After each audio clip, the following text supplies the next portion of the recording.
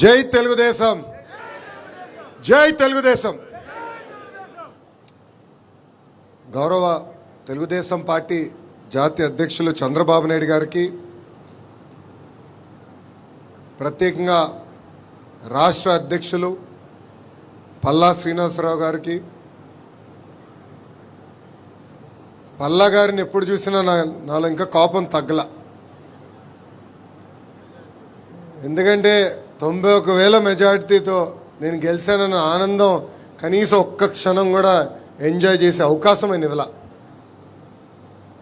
మనందరం చూసాం, చాలా తక్కువ మాట్లాడతాడు, కానీ హయ్యెస్ట్ మెజారిటీతో గెలిచిన వ్యక్తి మన అధ్యక్షులు పల్లా శ్రీనివాస్ గారు.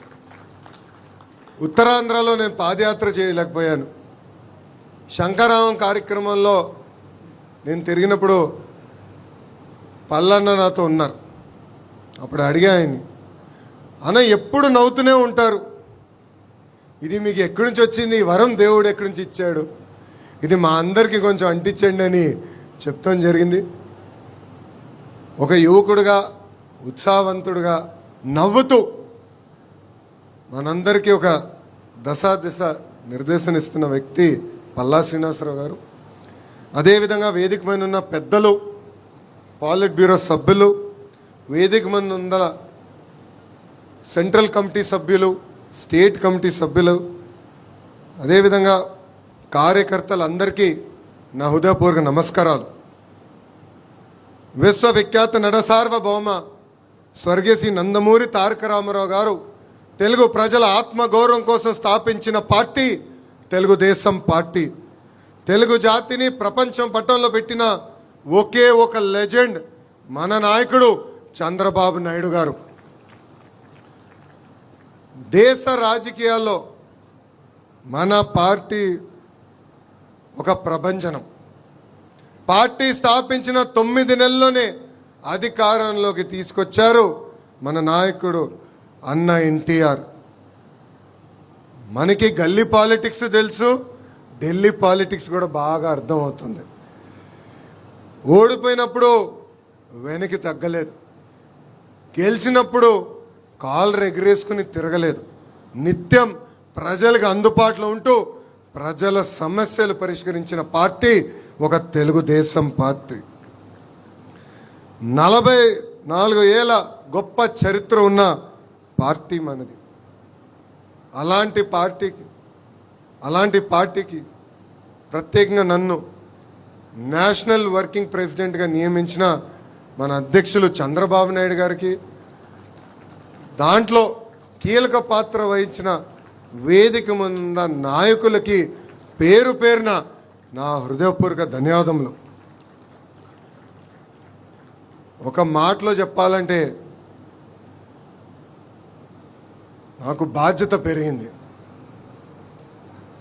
యువగలం పాదయాత్రలో మిమ్మల్ని అందరినీ కలుసుకుంటూ, మీ సమస్యలు వింటూ, ఇప్పుడు అధికారంలోకి వచ్చిన తర్వాత ఆ సమస్యలు పరిష్కరించే దిశగా నేను పనిచేస్తూ వచ్చా. వాస్తవంగా చెప్పాలంటే ఈ పదవి అనౌన్స్ చేసినప్పుడు నేను చంద్రగిరి నియోజకవర్గంలో ఉన్నా. ఇంకా ఆ బాధ్యత నాలో, అంటే ఇంకా ఈ పదవి ఏం చేయాలి, ఎలా చేస్తే న్యాయం చేయించిన విషయం ఇప్పుడిప్పుడు నేను తెలుసుకుంటాం జరుగుతుంది. మొన్న నవ్వుతాన, ఒక పక్కన బాధ్యత, ఇంకో పక్కన ఈ బరువుని కూడా మోయాల్సిన అవసరం ఉంది. ఇది కేవలం నా ఒక్కడి వల్ల కాదు, ఎందుకంటే వేదిక మీద పాలిట్ బ్యూరో సభ్యుల వైపు నేను చూస్తున్నా, వేదిక ముందల నాయకుల వైపు నేను చూస్తున్నా. కలిసికట్టుగా మనం పనిచేయాలి, కలిసికట్టుగా మనం ముందరికి వెళ్ళాలి. అప్పుడే మనం అనుకుంది మనందరం సాధించగలుగుతాం తప్ప ఏదో నేను ఒక్కడనే చేయగలుగుతాను అన్న అహంకారం నాకు లేదు. కానీ లోకేషే అన్నీ చేయగలుగుతారని మీరు అనుకుంటే చాలా పొరపాటు పడుతున్నారు. కలిసికట్టుగా పనిచేద్దాం. ఏ ఆశయాలతో అయితే మన పార్టీని ఆనాడు విశ్వవిఖ్యాత నట సార్వభౌమ స్వర్గీయ శ్రీ నందమూరి తారక రామారావు గారు స్థాపించారో ఆ ఆశయాలతో మనం అందరం కలిసికట్టుగా ముందరికి నడవాలని ఈ సభాముఖం మిమ్మల్ని అందరినీ కోరుతున్నాం.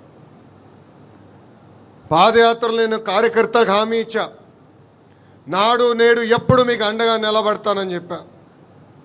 కార్యకర్తలు ఎప్పుడు నన్ను అడిగారు, అయ్యా అధికారంలోకి వచ్చిన తర్వాత అధ్యక్షులు కానీ మిమ్మల్ని కలిసాక కొంచెం ఇబ్బంది పడతామంటే ఆనాడే వాళ్ళకి హామీ ఇచ్చా, ఎప్పుడు నియోజకవర్గంకి నేను కానీ మన అధ్యక్షుల వారు వచ్చినా కానీ ఫస్ట్ కార్యకర్తల్ని కలిసిన తర్వాతనే మేము అధికారికంగా కార్యక్రమాలు చేస్తామని చెప్పాను. ఆ ఇచ్చిన మాట ఈరోజు మేము నిలబెట్టుకున్నాం. ఇక్కడున్న నాయకులందరూ తెలుసు, మన జాతీయ అధ్యక్షులు ఎప్పుడు నియోజకవర్గానికి వచ్చినా ప్రభుత్వ కార్యక్రమం చేసిన వెంటనే కార్యకర్తల్ని కలుస్తున్నారు.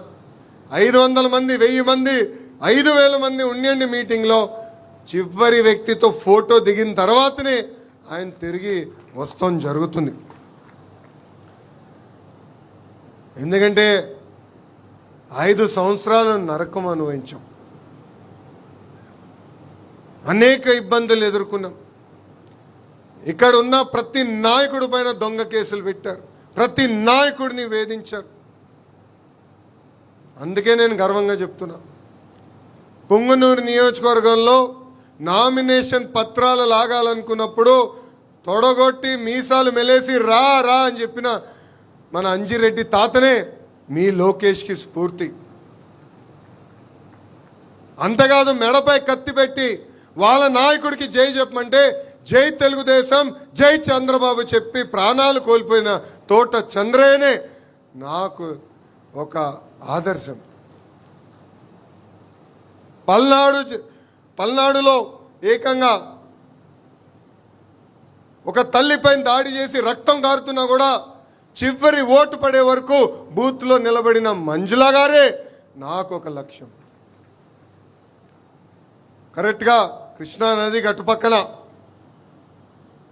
గాంధీ గారు అని ఒక సీనియర్ నాయకుడు ఉన్నారు, అనేక మార్లు కార్పొరేటర్గా చేసిన వ్యక్తి. వాళ్ళ నాయకుడిని నిలదీస్తున్నాడని ఏకంగా కంటి చూపు పోయే విధంగా పొడిశారు. అయినా కూడా ఎత్తిన పసుపు జెండా దించకుండా, మడుమ తిప్పకుండా జై తెలుగుదేశం అన్న గాంధీ గారే నాకు స్ఫూర్తి. కోటి సభ్యత్వాలతో రికార్డులు మనందరం బద్దలు కొట్టాం. కార్యకర్తల సంక్షేమమే ఒక లక్ష్యంగా పెట్టుకుని మనందరం పనిచేసాం.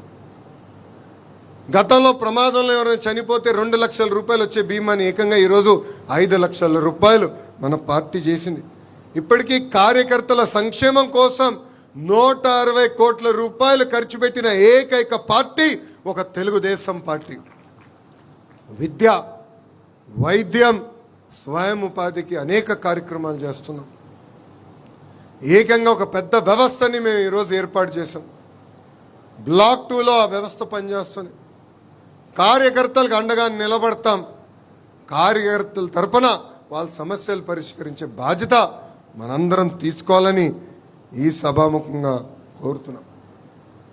గడిచిన 44 ఏళ్ల ప్రయాణంలో పడ్డాం, లేచాం, కానీ ఎప్పుడు నిలబడ్డాం, ఎప్పుడూ మన అధైర్యపడలేదు.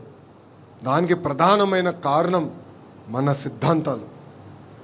సమాజమే దేవాలయం, ప్రజలే దేవుళ్ళు అని చెప్పిన గొప్ప నాయకుడు అన్న ఎన్టీఆర్. ఆయన ఆశయాలతో మనం ఇన్నాళ్ళు నడుచుకుంటూ వచ్చాం. మారిన కాలానికి మనం జరిగిన మహానాడులో 6 శాసనాలు మనం ప్రకటించుకుంటాం జరిగింది. ఆ 6 శాసనాలపైన వేదిక పైన ఉన్న పెద్దలతో చర్చించాం, వేదిక ముందర ఉన్న నాయకులతో చర్చించాం. ఏం పెడితే బాగుంటుంది, రాబోయే 4 దశాబ్దాలు పార్టీని ఎలా నడిపించాలి, ఆ మార్గం మనం ఎంచుకోవాలని నేను కోరుతాం జరిగింది. అందులో మొదటిది తెలుగు జాతి విశ్వఖ్యాతి, రెండోది యువగలం, మూడోది స్త్రీ శక్తి, నాలుగోది పేదల సేవలో సామాజిక న్యాయం, ఐదోది అన్నదాతకు అండగా, ఆరోది కార్యకర్తనే మన అధినేత. ఇది మీ అందరికి ఎందుకు గుర్తు చేస్తున్నానంటే, రాబోయే రోజుల్లో మనందరం నిర్ణయాలు తీసుకోవాల్సి వస్తుంది. అందుకే మనకి ఈ బాధ్యత ఇచ్చింది పార్టీ. ఒక్కసారి కళ్ళు మూసుకుని ఈ 6 శాసనాల గురించి ఆలోచించి సరైన నిర్ణయం తీసుకోవాల్సిన బాధ్యత ఇక్కడ ఉన్న మనందరిపైన ఉంది. గడిచిన 2 ఏళ్ళలో సంక్షేమ అభివృద్ధి జోడెద్దుల బండిగా మనం నడిపించుకుంటూ ముందరికెళ్తున్నాం. మనం అందించిన సంక్షేమం భారతదేశంలో ఏ రాష్ట్రం కూడా ఇవ్వట్లేదు. 2000 రూపాయల పెన్షన్ని 2000 రూపాయలు చేసింది మనమే. ఆ పెన్షన్ని తిరిగి 4000 రూపాయలు చేసింది మనమే. వృద్ధులుంటే 6000 రూపాయలు బెడ్కే పరిమితం అవుతే 15000 రూపాయలు ఈరోజు మనం అందజేస్తున్నాం. యావత్ భారతదేశంలో ఏ రాష్ట్రంలో కూడా ఇంత పెన్షన్ ఇవ్వట్లేదు. అనేక ధనిక రాష్ట్రాలు ఉన్నాయి, వాళ్ళు కూడా ఇవ్వట్లేదు. ఆర్థిక ఇబ్బందులున్నా ఇచ్చిన మాట నిలబెట్టుకుంటున్నాం. ఇంతేకాదు, దీపం పథకం కింద ఉచితంగా ప్రతి ఏటా 3 సిలిండర్లు ఇస్తుంది మనమే. 16,347 టీచర్ పోస్టులు, అదేవిధంగా 6,000 కానిస్టేబుల్ పోస్టులు కూడా భర్తీ చేసింది మనమే. ఇప్పుడు ఏకంగా 10,060 పోస్టులతో ప్రత్యేకంగా జాబ్ క్యాలెండర్ విడుదల చేసింది మనమే.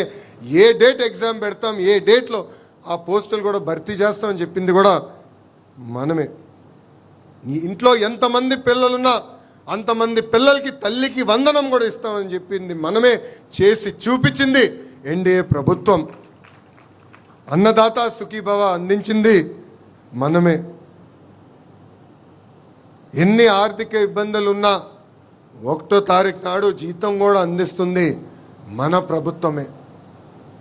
ఆర్థికంగా ఎంత ఇబ్బందుల్లో ఉన్నో మనందరికన్నా మన ఆర్థిక శాఖ మంత్రులు కేశవ్ గారికి బాగా తెలుసు.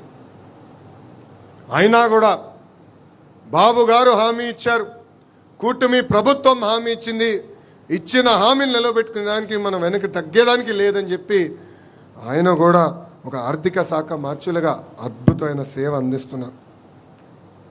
మనం చూసాం, వాళ్ళ 5 ఏళ్ళు అధికారంలో ఉన్నప్పుడు కనీసం రోడ్డు పైన పడిన గుంటలు పూడ్చలేదు. అలాంటిది ఈరోజు యుద్ధ ప్రాతిపదికంగా గుంటలు పూడ్చాం, రోడ్లు వేసుకుంటూ వెళ్తున్నాం. చేయాల్సిన పనులు ఇంకా ఉన్నాయి.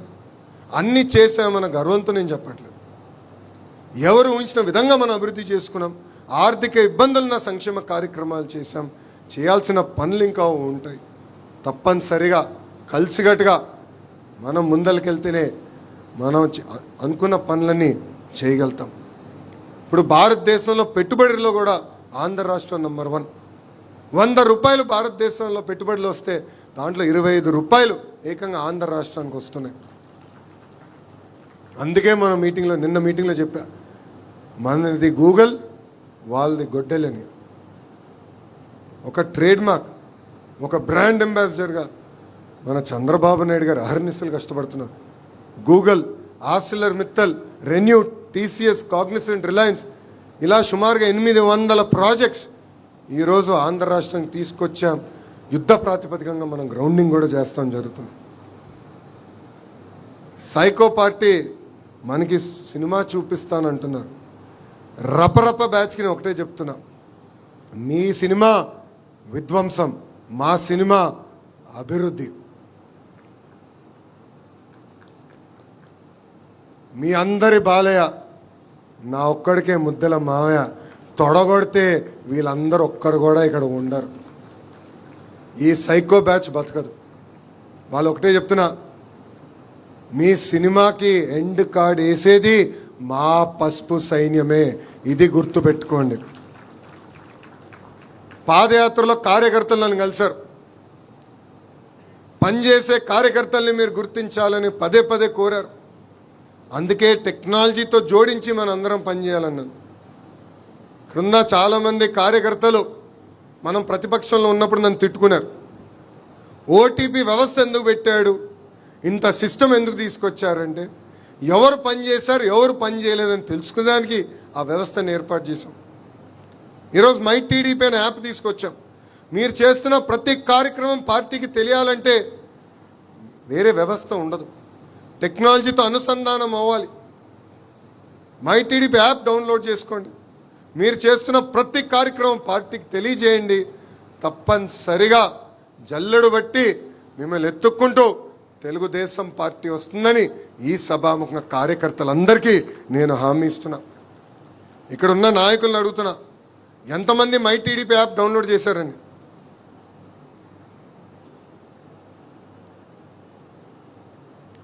వేదిక ముందున్న పెద్దలు ఇంకా డౌన్లోడ్ చేయాల్సిన అవసరం ఉంది. యువకుడు, ఉత్సాహవంతుడు హరీష్ అందరికన్నా ఫాస్ట్గా ఉంటాడని అనుకున్నాను, కొంచెం వెనకబడి ఉన్నాడు. ఇప్పుడే డౌన్లోడ్ చేయాలి. నేను ఇక్కడున్న నాయకుల్ని, కార్యకర్తలందరినీ కోరేది ఒకటే, ప్రజల చుట్టూ తిరుగుదాం, ప్రజల సమస్యలు పరిష్కరించుదాం. తప్పనిసరిగా తెలుగుదేశం పార్టీ మనం గుర్తిస్తుంది, మన అధ్యక్షుల వారు మనం గుర్తిస్తారు. అంతేగాని రూముల్లో కూర్చుని పనిచేస్తే మన ఆశయాలు మనం సాధించలేం. ఇది ఇక్కడున్న మనందరం గుర్తుపెట్టుకోవాలని ఈ సభాముఖంగా కోరుతున్నాం.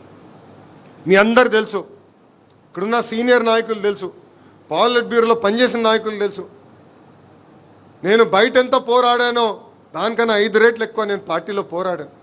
పార్టీలో సమస్యను తీసుకొచ్చేదానికి పోరాడాను. మనం ప్రతిపక్షంలో ఉన్నప్పుడు డిస్ట్రిక్ట్ పార్టీ కాదు, పార్లమెంట్ పార్టీ వ్యవస్థ తీసుకొస్తే బాగుంటుందని నేను ప్రతిపాదించాను, పోరాడా. మొదటిసారి ఆ పోరాటం ఫలించలేదు, కానీ నేను అధైర్యపడలేదు. నేను నమ్ముకున్న సిద్ధాంతం, పార్టీ ఇంకా వైబ్రెంట్గా ఉండాలి, మనం ఎన్నికలు గెలిస్తే సంక్షేమ అభివృద్ధి చేయగలుగుతామని, కావాలని పార్లమెంట్ పార్టీ వ్యవస్థ ఉంటే బాగుంటుందని నమ్ముకున్న వ్యక్తిని. అహర్నిశలు పోరాడా. మళ్ళీ 3 పాలిట్ బ్యూరో మీటింగ్ల తర్వాత నాయకులందరినీ కలిసా, అచ్చెన్నాయుడు గారితో లాబీ చేశా, కాలువతో మాట్లాడి ఎట్టి పరిస్థితి వ్యవస్థ తీసుకొస్తే బాగుంటుంది, ఎక్కువ మందికి అవకాశాలు వస్తాయి కాదు, పార్లమెంట్ యాజ్ యూనిట్గా పనిచేస్తేనే మ్యాక్సిమం పార్లమెంట్ సీట్లు మనం కైవసం చేసుకోగలుగుతామని నేను లాబీ చేసి పోరాడిన తర్వాతనే సంస్కరణలు నేను తీసుకురాగలను. ఇది మీ అందరికి ఎందుకు చెప్తున్నానంటే, మన పార్టీలో ఉన్న ఒక జబ్బు ఉంది, కోవిడ్ కన్నా ప్రమాదమైన జబ్బు.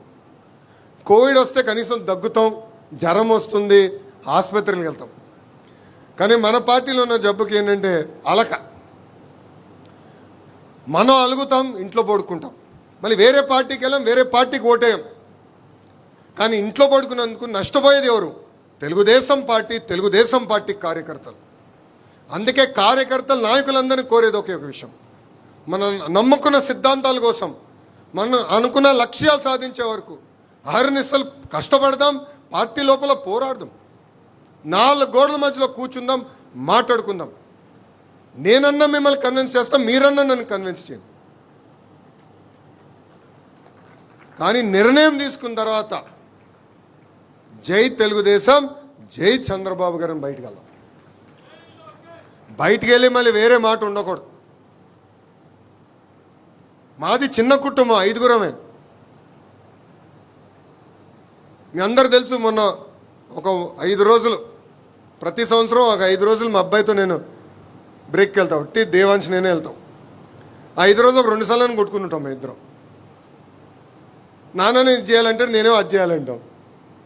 చిన్న కుటుంబంలో కూడా విభేదాలు ఉంటాయి, చిన్న సమస్యలు ఉంటాయి.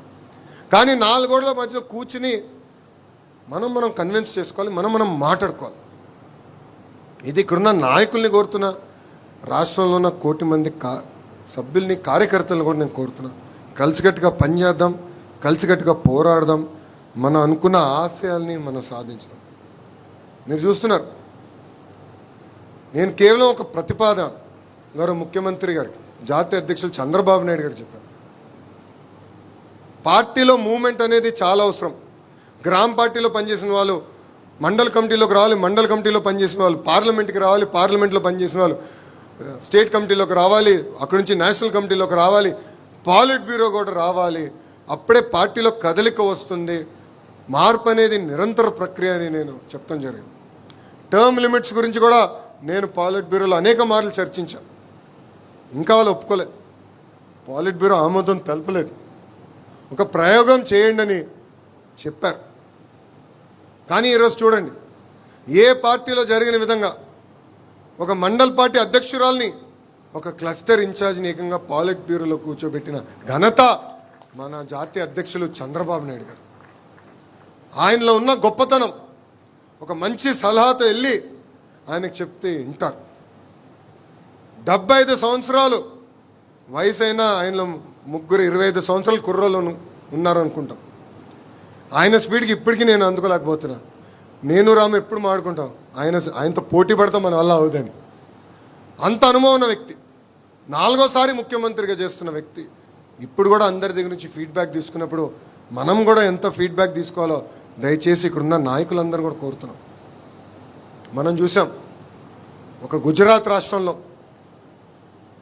అదేవిధంగా ఒడిస్సా రాష్ట్రంలో కంటిన్యూస్గా ఒకే ప్రభుత్వం ఏర్పడింది. దానివల్ల వాళ్ళు ఎంత అభివృద్ధి చేసుకోగలిగారో మనందరం చూస్తున్నాం. 5 సంవత్సరాలు గడిచిన 5 సంవత్సరాలు మనం చాలా నష్టపోయాం. ఒక విధ్వంస పాలన మనం చూసాం. అందుకే మనందరం కష్టపడాలి, ఆర్నిసలు పోరాడాలి. 2029లో మళ్ళీ ఎన్డీఏ ప్రభుత్వ అధికారంలోకి వచ్చే విధంగా మనందరం పనిచేయాల్సిన అవసరం. మీ అందరు తెలుసు, కేంద్రంలో ప్రధానమంత్రి నరేంద్ర మోడీ గారు, రాష్ట్రంలో చంద్రబాబు నాయుడు గారు ఒక డబుల్ ఇంజన్ బుల్లెట్ ట్రైన్ సర్కారు నడుస్తుంది. విశాఖ ఉక్కే ఒక అద్భుతమైన ఉదాహరణ.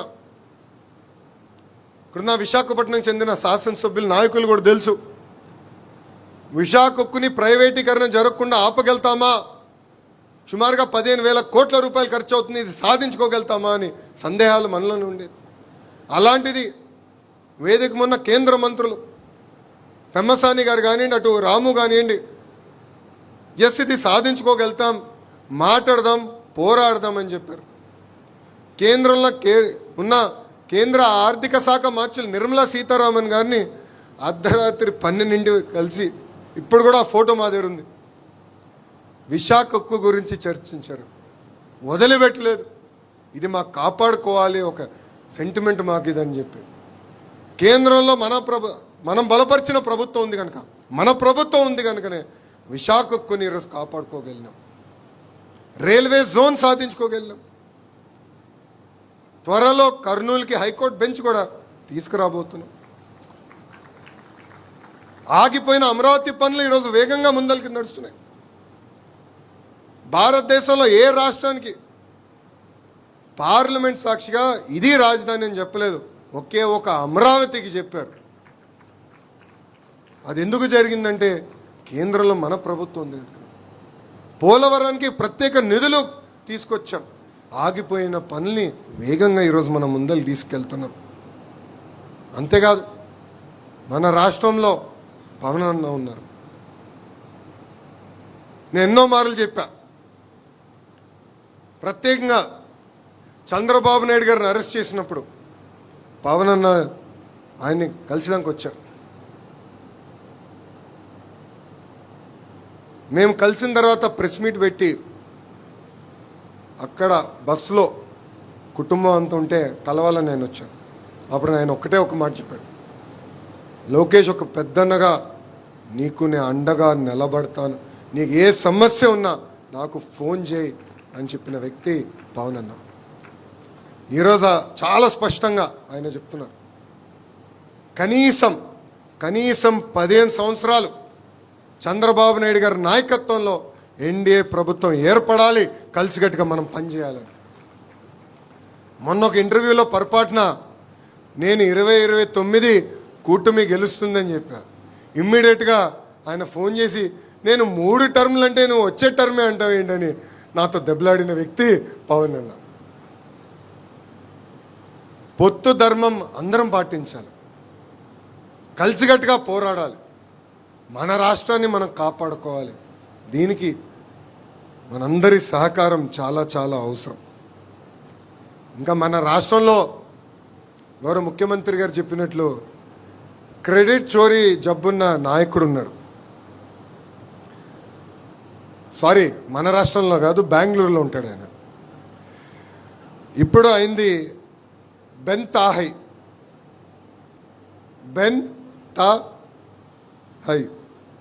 3 రోజులు బెంగళూరులో, ఒకరోజు తాడేపల్లిలో, 3 రోజులు హైదరాబాద్లో ఉన్న వ్యక్తి.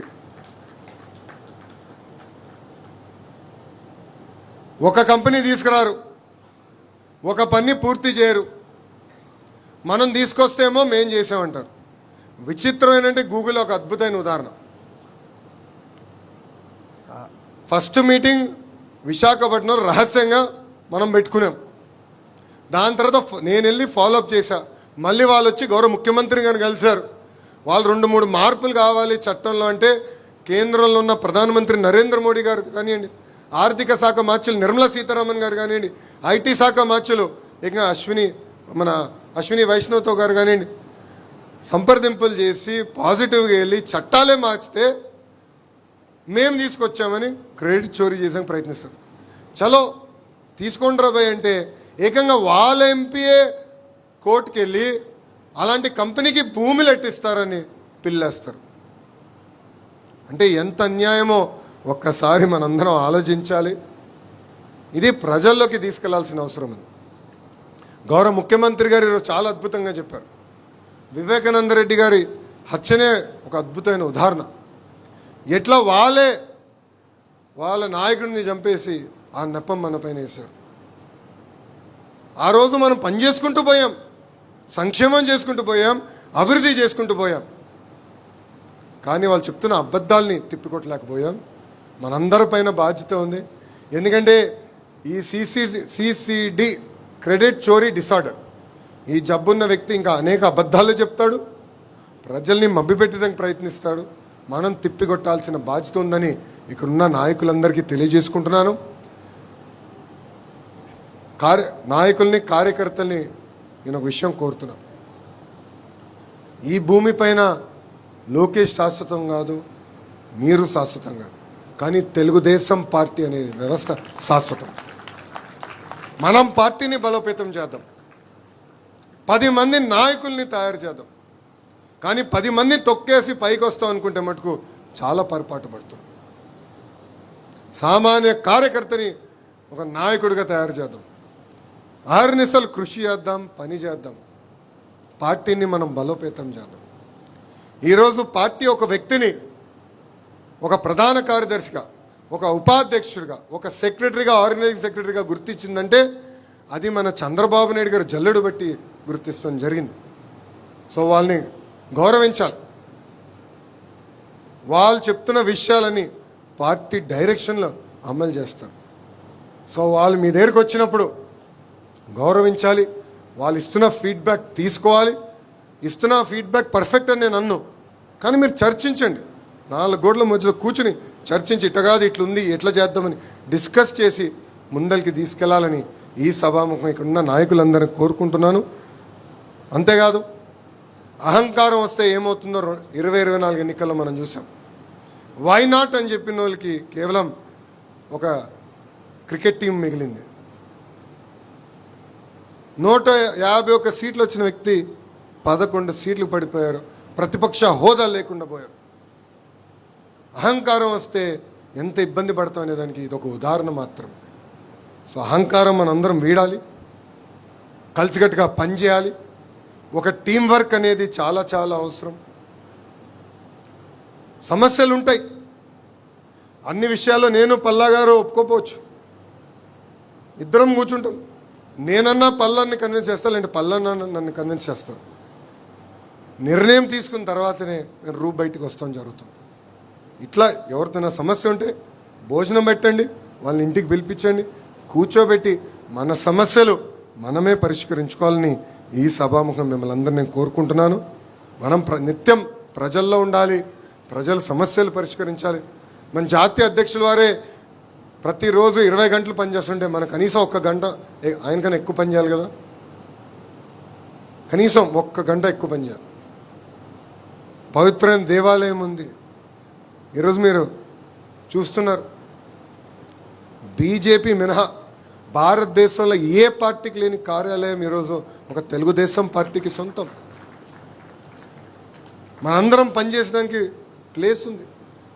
సెంట్రల్ కమిటీకి ఒక ఫ్లోర్ ఉంది, స్టేట్ కమిటీకి ఒక ఫ్లోర్ ఉంది, ట్రైనింగ్ గ్రీవెన్సెస్ అందరికి సెపరేట్గా ఒక బిల్డింగే ఉంది. 365 రోజుల్లో 300 రోజులు ట్రైనింగ్ ఇక్కడ జరగబోతుంది. ఇప్పటికీ సుమారుగా 8,000 మందికి ఇక్కడ ట్రైనింగ్ చేసాం. గ్రామ పార్టీ స్థాయి వరకు తప్పనిసరిగా ఇక్కడికే పిలుస్తాం, వాళ్ళు కూడా ఇక్కడ ట్రైనింగ్ ఇస్తాం. ఈరోజు మీరు కూడా ఒక ఓరియంటేషన్ ప్రోగ్రామ్ అటెండ్ అయ్యారు. ఇది ప్రారంభం మాత్రమే. కంపల్సరీ 2 రోజులు మీరు ఇక్కడ ఉండాలి. 2 రోజులు ఉంటుంది ట్రైనింగ్, నాకు ఉంటుంది ఆ ట్రైనింగ్. సామాన్య కార్యకర్త ఎక్కడ పడుకున్నారో అక్కడనే మనం పడుకుంటున్నాం, అక్కడనే మనం అందరం అక్కడ స్నానం చేస్తున్నాం. కార్యకర్తలు ఎట్లా చూసుకుంటున్నాం అదేవిధంగా పార్టీ కూడా మనం చూసుకుంటుంది. ఈ ట్రైనింగ్ అనేది చాలా చాలా అవసరం. ఈ ట్రైనింగ్ ప్రోగ్రామ్కి అందరూ సహకరించాలని ఈ సభాముఖం కోరుకుంటూ, ఇంత చిన్న వయసులో నాకు అద్భుతమైన అవకాశం ఇచ్చారు మీరందరూ. వాస్తవంగా నేను ఈరోజు ఈ స్థాయికి వచ్చాను, ఆ కుర్చీలో నేను కూర్చోగలుగుతున్నానంటే దానికి కారణం వేదిక ముందున్న నాయకులు, రాష్ట్ర వ్యాప్తంగా ఉన్న 1 కోటి మంది కార్యకర్తలు. మీ త్యాగాలతో నేను ఈరోజు ఈ స్థాయికి వచ్చాను.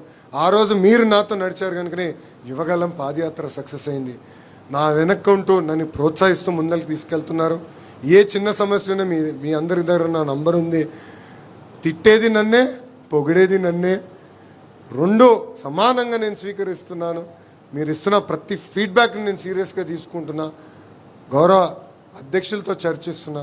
కానీ ఈరోజు ఒక నేషనల్ వర్కింగ్ ప్రెసిడెంట్గా నన్ను మీరందరూ నియమించినందుకు నా హృదయపూర్వక ధన్యవాదాలు తెలుపుకుంటున్నాను.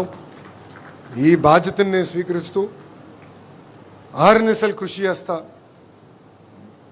మీకోసం, కార్యకర్తల కోసం, ఆంధ్రుల కోసం, తెలుగు జాతి కోసం నేను పనిచేస్తానని ఈ సభాముఖం మీ అందరికి నేను హామీ ఇస్తూ, నాకింత అద్భుతమైన అవకాశం ఇచ్చిన మీ అందరికీ పేరు పేరున నా హృదయపూర్వక ధన్యవాదాలు తెలుపుకుంటూ మీ అందరి దగ్గర నుంచి సెలవు తీసుకుంటున్నాను.